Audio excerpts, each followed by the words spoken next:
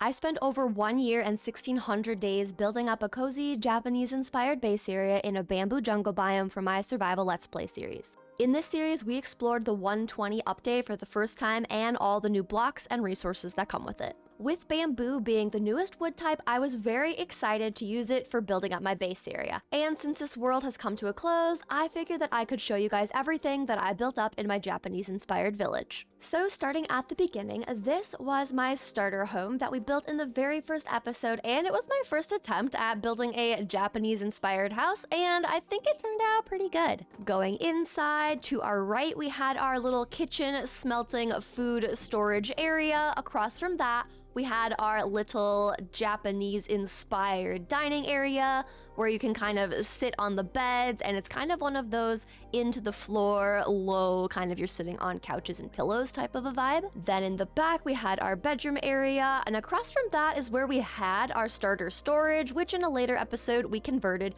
into a lovely little birdhouse for our parrots Sora and for Arachi.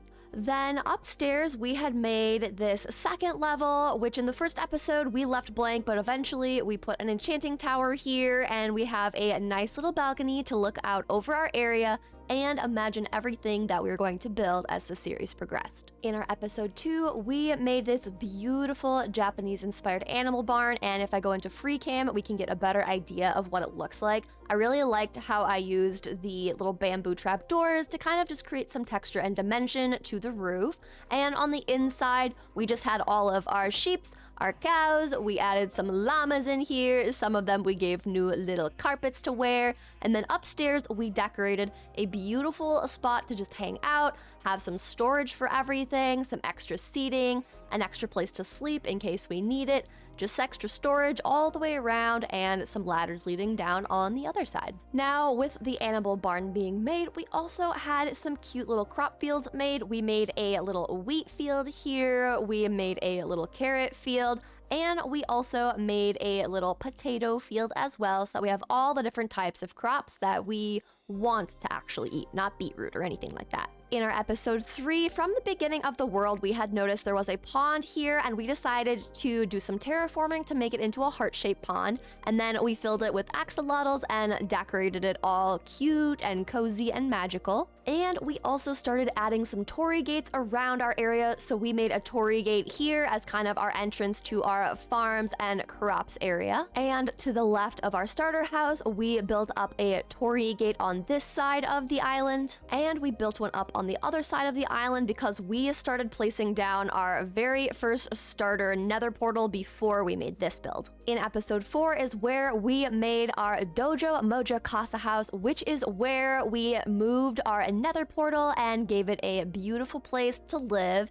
in our Japanese-inspired layout, and I loved how this looked. We took inspiration from our starter house's dining room and made the same kind of in the floor with the floor pillow type of a dropped eating area. Of course, if we go up, we have our nether portals that we would use to get around, but if we go down the ladder all the way to the basement, we had our nether wart room, and we had a bunch of brewing supplies and potions as well. In episode 5, we finally decided to add a bridge in between the two torii gates that we had on either side, and I loved how this bridge turned out. It is beautiful. It definitely fits in with the Japanese-inspired layout, and this was such a good add to get to and from the different areas of our base. In our next episode, we built a training dojo house, which did house where we had our skeleton XP farm. So if we just come down in here, we have the same dropped floor with some pillows for seating.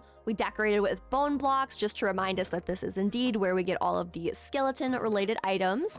And then if I just drop my way down here to the bottom, this is where the magic happens. This is where we have the training dojo and where we slice all of our little skeletons.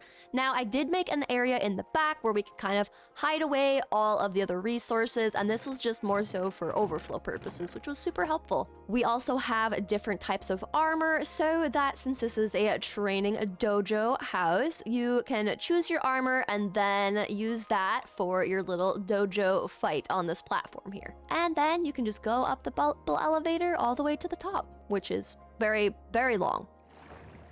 Then in episode 7, we finally solved our food shortage problem and made a little cow crusher food source farm here. So this is just one of those automatic cow farms that when you breed up the cows, they will entity cram and you get steak and leather as a result. We have our smoker in here and we did some little bits of decoration in the back and some bookshelves with some storage, and that's how this build turned out, and I think it is super cute. I love how all of our builds kind of are using the same color palette with the edges that kind of turn up a little bit. And since the Sniffer was the new mob added to the game, we also decided to build a Sniffer sanctuary, and we used a torii gate to mark out the entrance.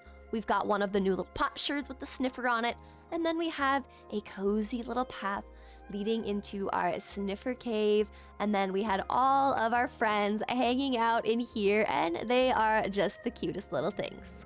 The next build that we worked on is across from our XP farm, and it is our iron farm. Now, we just made a cute little mini Japanese inspired build to house it, and decorated with lots of iron blocks all the way around and on the inside as well. And this was just a little spot for us to AFK, be safe, have a bed, storage, lots of space for all of the poppies and the iron.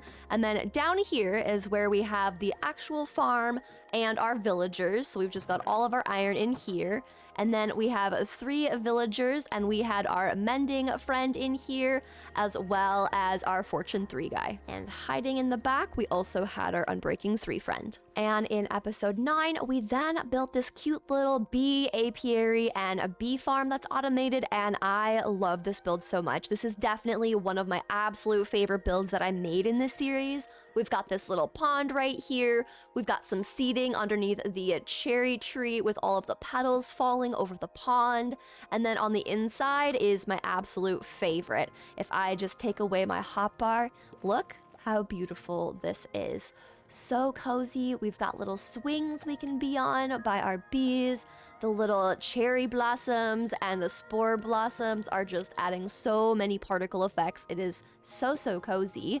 And then down this little ladder, just make sure no bees follow me, is where we have the bee farm. I did not decorate this at all, but it is a fully functional bee farm that then everything goes into this chest here, and I transferred it into this little chest on the side. In episode 10, we then made a cherry blossom pagoda to house the pink sheep that we had found in our world, and we named this little guy a Momo, and we just gave them a nice little area for all of their water, their hay. I have a bed in case I want to sleep in here overnight as well. And then upstairs is where we just kept a lot of storage, barrels, shelving, a little table for us to kind of make some plans around. But then I had a lot of just our pink blocks that I decided to leave up here with our pink sheep Momo. And from the exterior, we just used a lot of the coral with some water underneath it. We used lots of the pottery shards, made sure that our roof was pink, our glass was pink, and we had lots of pink decorations for it, and I really like how this turned out.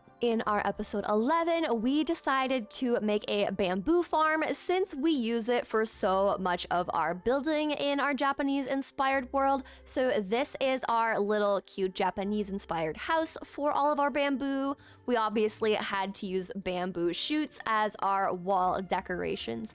And on the inside, I just made a cute little house for us to be able to AFK. We've got a nice little skylight so we can tell when it's day or night and sleep accordingly. And then down on this side here is where we have the actual bamboo farm, and this works very efficiently. And then we would just use the crafting table to make them into blocks and then transport them around our area to build everything. We also decided to finally solve our storage problem and move from our tiny little storage that was inside our starter house and build ourselves a beautiful storage room. And we have a map of our whole entire area laid out here on the right. We just have all of our shelves, barrels, bookshelves, our ender chest, of course. And then we separated all of the chests into sections. So this was our woods section. This was most of our stones section. Over here, we had all of our greenery and our more miscellaneous. We had a lot of our nether and our end blocks in this area. And this section was kind of just the miscellaneous as well. redstone items, dyes, we had armors, we had ores, all the different things that we might need in a storage house. I really loved the interior of how this storage room came together. This just felt so cozy, and coming out to look at the exterior, I really liked how this turned out. Using a lot of the sniffer plants from our little friends out in the front, we made this kind of overhang bit outside of the door, and I really liked how this turned out. Coming up these stairs, and at the top of the hill for episode 12, we fought the dragon, we got ourselves an elytra, and then we made a little dragon temple kind of museum to hold all of the items from our adventures in the end. We have our end crystals, and we have the dragon egg, and what made this episode really fun is that I challenged myself to not kill the dragon in a typical use your sword, use your arrows type of a way. I killed the dragon with this piece of bamboo, so we definitely had to have it added to our museum. We also showed off the dragon head we were able to get and the Eye of Ender that led us to where we could find the stronghold to lead to the dragon, and then we just decorated this with lots of particles dripping down. I used the crying obsidian because it gives off some purple vibes, which is definitely in line with the dragon. We made a banner pattern for both our shield and just to have in our area to represent us conquering the dragon with just a single piece of bamboo. In our episode 13, we made a sugarcane and gunpowder farm and put a cute little gazebo koi pond on top of it, and this was the smallest of all of the builds, but I also think it's the cutest. We had lots of storage just hidden in the ceilings, a spore blossom, lots of decorations, and then we had a cute little koi pond, and our fish do like to hide around and not be too visible. They like to be sneaky, but we just decorated this with a seagrass, lots of coral, some amethyst, and then we named our different fishies after some name suggestions from the viewers, so I had a lot of fun naming all of our little guys. When you go down to the sugarcane farm, you can actually see our little koi pond all around you, since I used glass to kind of just show the aquarium aspect of things on your way down to the bottom. And once you're inside, we've got our sugarcane farm on either side, and we used a ton of hoppers to funnel their way all the way down to this chest over here where we have all of our sugarcane. On the left, we had the chest where we have all of our gunpowder that's funneling from our farm, and I was actually very proud of how I made this. If I turn on night vision, we used a bubble elevator. We then had a little system that collects all of the gunpowder and then it shoots it and dispenses it up and through and over to where we have our chests. We also made this little box way up in the sky as our AFK box for all of our gunpowder collecting. So if I sit in here and then I move myself into free cam all the way below the surface, if I drop myself into free cam, we can see the farm at work. The snow golems will aggro onto the creepers,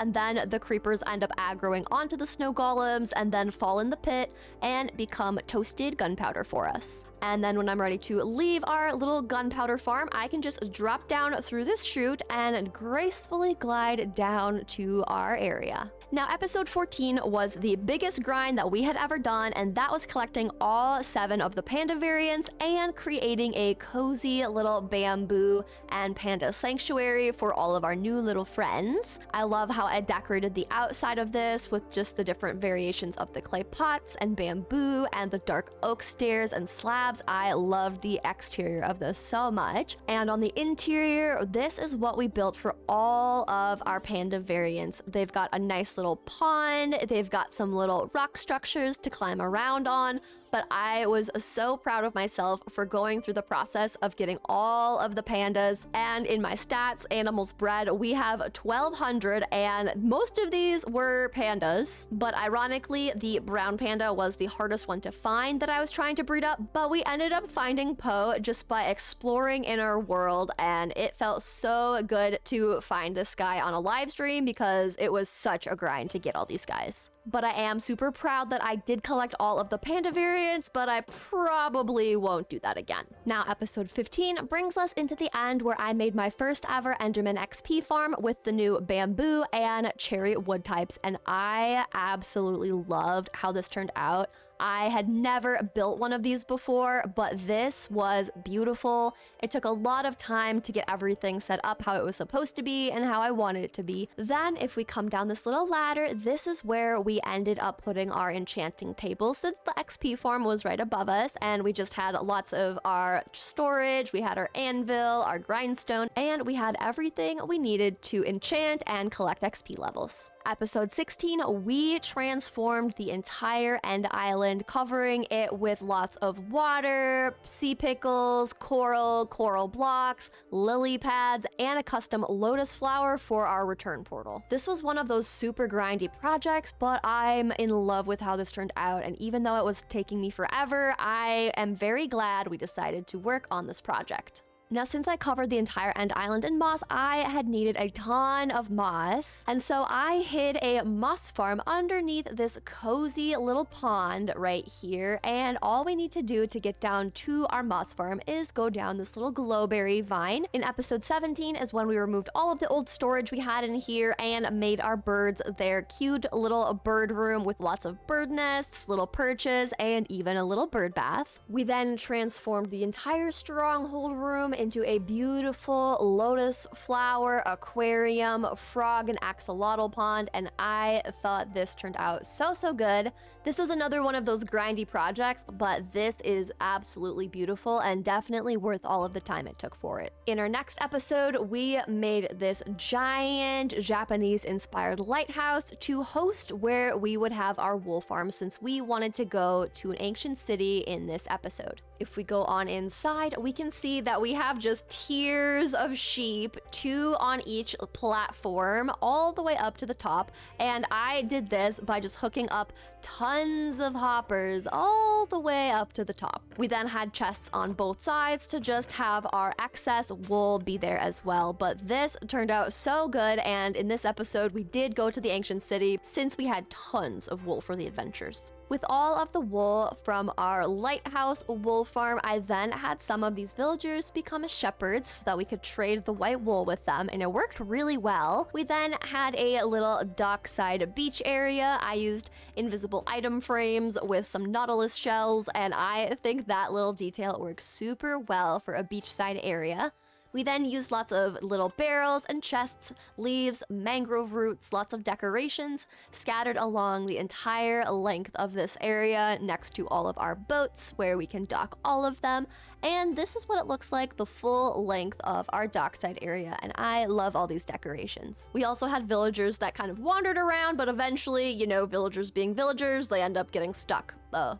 Like that guy. And with this little guy on the end, this is our fisherman villager, and this is actually their fishing shop where we can take all of the items we fish up with the fishing rod, sell them in here, and our little fisherman will maintain the store for us, so we just made little chests to organize everything. But my favorite detail about the little fishing shop is definitely how I used cobwebs to create fishing nets, and then the invisible item frames with fish on them to look like the fish are actually being caught by the net. We next built up a cozy little camel sanctuary with lots of sandstone and cactus and lanterns leading all the way up to the front of this, and I love how sandstone, warped wood, and acacia all look together, and I really do like how I made this shape of their sanctuary. I really liked how this turned out a lot. Now, when we walk inside, we've got a little palm tree for them, we've got some little patches of more dried dead leaves, we've got some dried up little puddles of water, we've got stones, we've got pebbles, giant ones, we have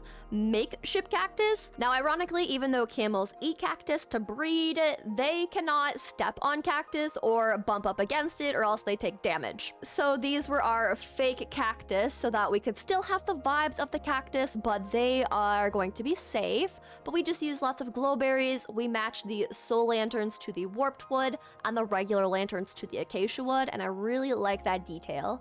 and I was really happy with how their little camel sanctuary turned out.